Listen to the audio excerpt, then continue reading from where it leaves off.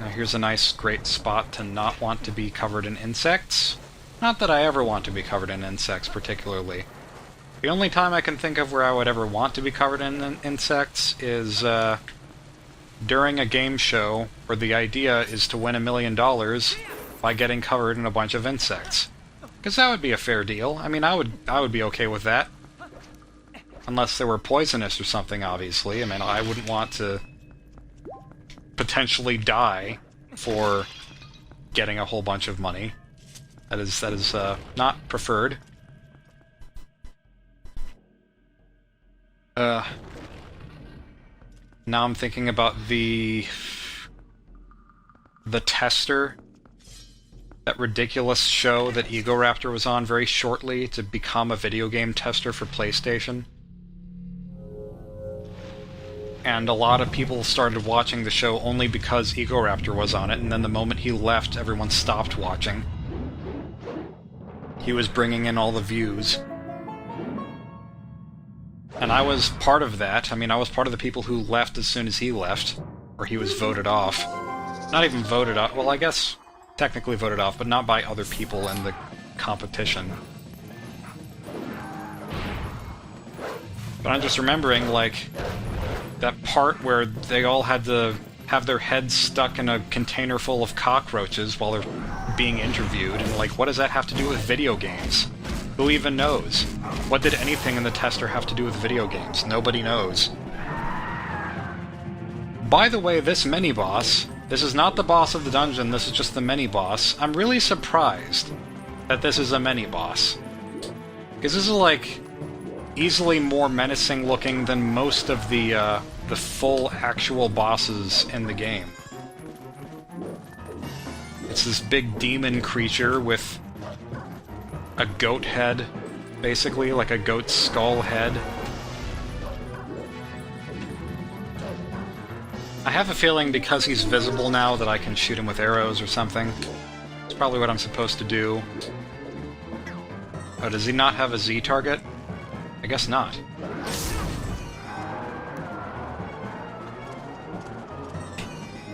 Kind of forgot about that. And now let's whittle away your HP that we can't see. Yeah, this is a really intimidating looking creature.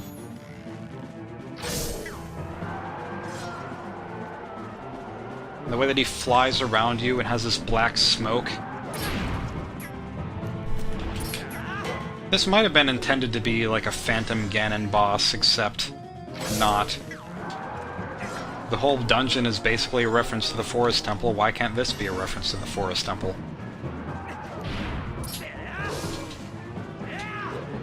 Okay, stomp on you a bit more. Stomp on you with my sword, because my sword is apparently also a shoe. Looks like I'm gonna be a wolf again. Wolfie. Not to be confused with Wolfgang Mozart. Wolfgang Amadeus Mozart, I should say.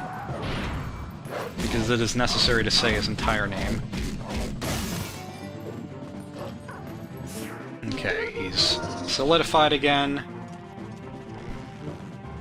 I did somewhat recently watch Amadeus, which I found to be a fascinating, probably a little bit too long movie. I mean, I didn't mind that it was long for the one time that I watched it, and I might someday watch it again, I don't know. I do feel like it dragged out. But,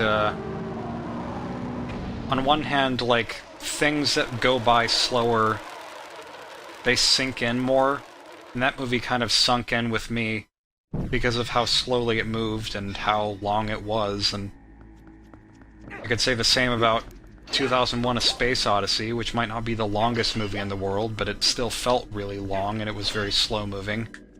And that movie, just in the nature of how long it was and how long it felt, kind of had more time to settle into my brain. And it also settled in more afterwards, after watching it. And I continued to think about it more and more. And we got the spinner! Which is... I mean, I know that Egoraptor has complained about this item being not very useful, and a lot of people have complained about this item not being very useful outside of this one dungeon. But look at how frickin' cool this is. It's just a spinning top that you can ride on certain walls, and it's awesome. Like, the argument that Egoraptor had about the spinning top is that it doesn't feel like it changes the world of the game any. It's basically just a key. Like, if you see tracks in the wall, then you know that's just going to be for your spinner track. It's just going to be a spinner track, and you use your spinner on it, and that's it. There's nothing more special to it. It doesn't change how you see the world, like flattening yourself against the wall and Link Between Worlds does. But I don't think that it has to. Like, I think it's okay that this isn't the most impressive item level design-wise, and that it doesn't have that much of a purpose outside of this one dungeon. It does have some, but not much. But I think that's okay, because, again, this game has a whole lot of dungeons that are just kind of focused on one thing and then nothing else for the rest of the game. Really focuses on that same thing, and it just feels really versatile that way. I like the variety that this game offers by not using everything all the time. Like, people thought, you know, Skyward Sword is a better designed game because it has much fewer items and they're used in used for more purposes. But I kind of didn't like Skyward Sword's items as much because... can I get on this really quick? Thank you. I'm sure that I'll play Skyward Sword at some point again, maybe as a Let's Play, and that is not what I wanted to do. Like, that game had fewer items that were used a lot more often in each dungeon, but it didn't really feel like there was as much purpose to having fewer items because they were always used the same way. Whereas this game has a bunch of items that are always used in one exact way for one dungeon, but it still keeps with variety by having new items every dungeon that all do different things and all have different purposes, and I don't know, I just... whatever, that's a tangent. And I like going on tangents. It's what I do. It's what's for dinner.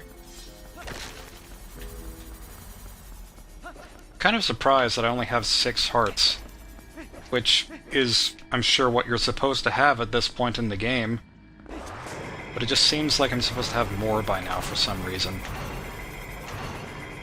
The spinner is just so satisfying. It's such a satisfying item to use. Even if it doesn't have any other, like, dungeons centered around it. It's just so worth it, I think. And we got the big key. It is pretty big, but not that much bigger than any other key in this game. And let's just mash A, I guess. Because mashing A is how you spin cogs around.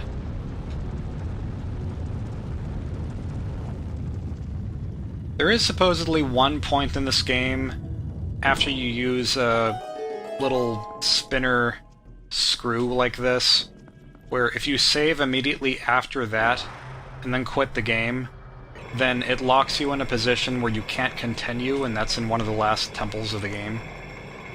And I don't want to test this theory, obviously, because then I would have a game that I can't finish, and that would kind of suck. I guess if I made an alternate save file, then that would be fine, but still, like... if there is indeed a situation in this game where you can screw yourself out of finishing, then I don't want to find out what it is.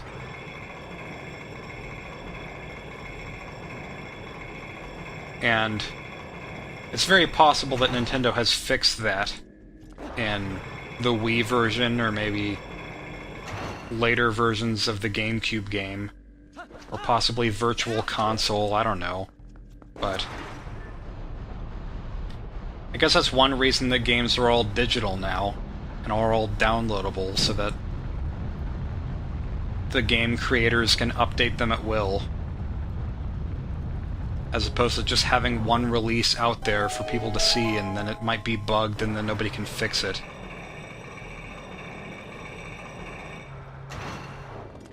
Spinner's so cool.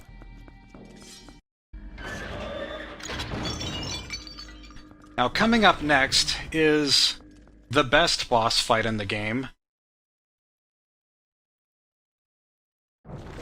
I don't know if I would call it the highlight of the game, but I do think it is by far the coolest boss fight, and one of the coolest boss fights in any Zelda game.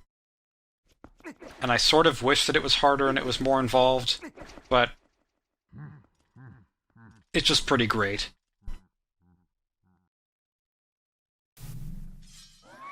It's also one of the few instances where Zant just kind of shows up out of nowhere and says, "Hey, you still live, how astonishing." But the text just went automatically there. And there. It gives me a prompt to press A to continue, but then it just moves on its own. Alright, that was strange.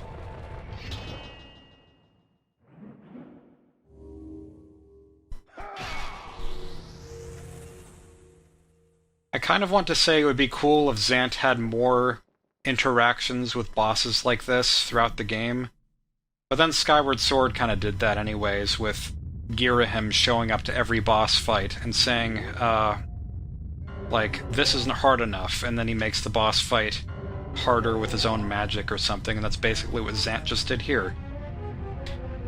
He made something out of nothing. Now we have Star-Lord, whenever his name shows up.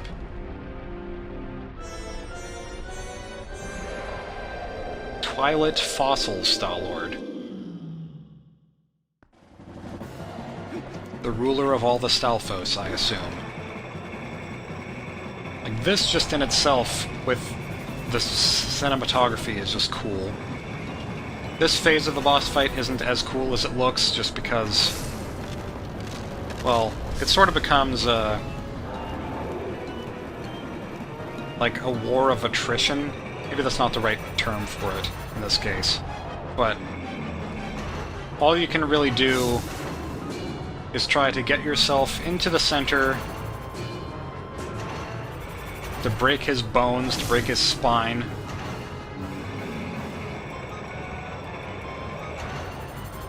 But then there are always enemies in the way. Eventually you just have to kind of thread the needle and... there you go. Another vertebrae gone.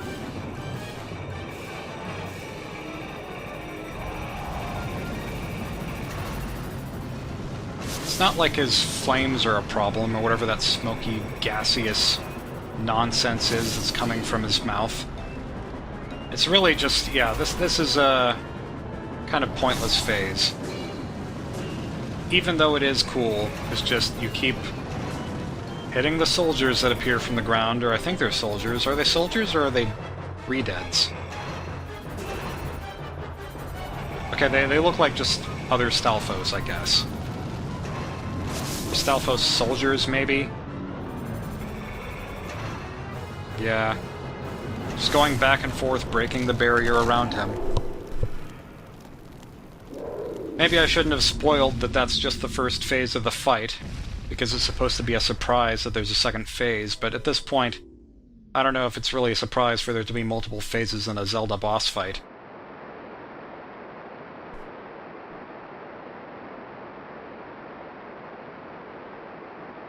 Kinda like the way the sand looks here. I don't know, just, it has a certain texture that I think looks very creamy and gritty at the same time. Which is kind of what sand is. But it just looks like something that I could eat.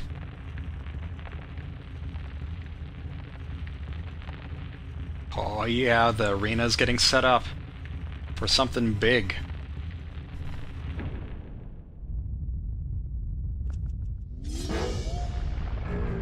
He's back. Nice angle there.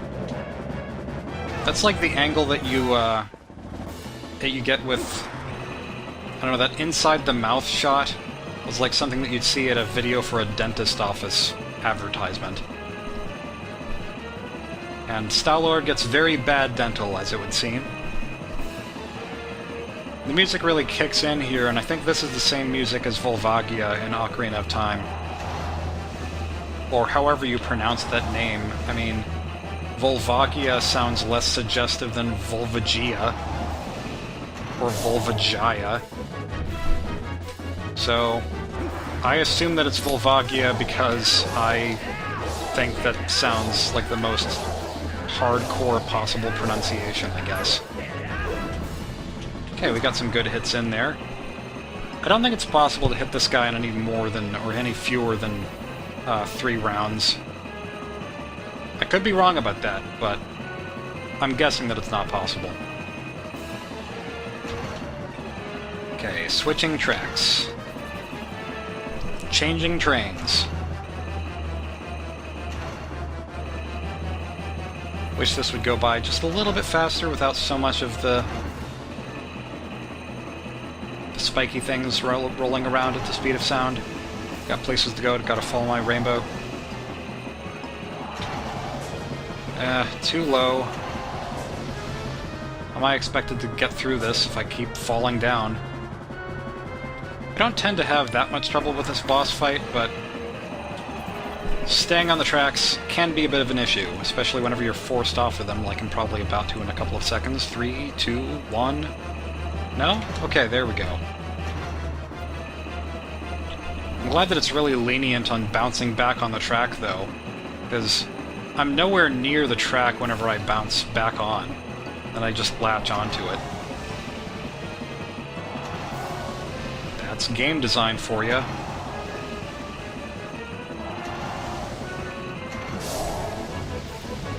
Sometimes immersion and polish should be, they should take a back seat to actually functioning. Like, making a game functioning can be more important. I know that people like Skyrim, and that's hardly a polished game in a lot of ways, and...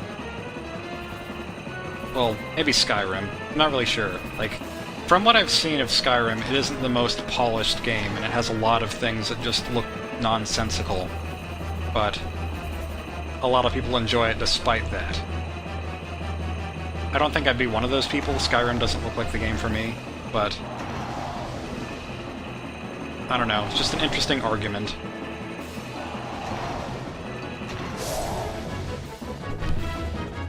I like that he bursts out with another vomit of flame, just as he's falling to the ground with his pupils gone. And there we go. Nose. Surprisingly hairy skeleton.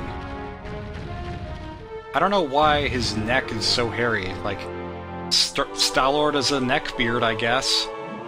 Therefore, everyone must make fun of him for some reason. I don't really know what the deal with making fun of neck-bearded people is. I'm sure there's some stereotype that I just don't understand. But the main reason I would make fun of anyone with a neck beard is, how could you possibly stay comfortable with that? Like, if I have a beard on my neck, it's always so itchy feeling. I can't imagine having any longer than just a beard on my chin and by the sides of my head, like the chin strap beard, whatever you would call that. I think that's just what it's called, the chin strap beard. Sure, I'll save. I guess we'll finish off this recording session talking about chin strap beards, because why not? That's just how I roll. So see you all next time.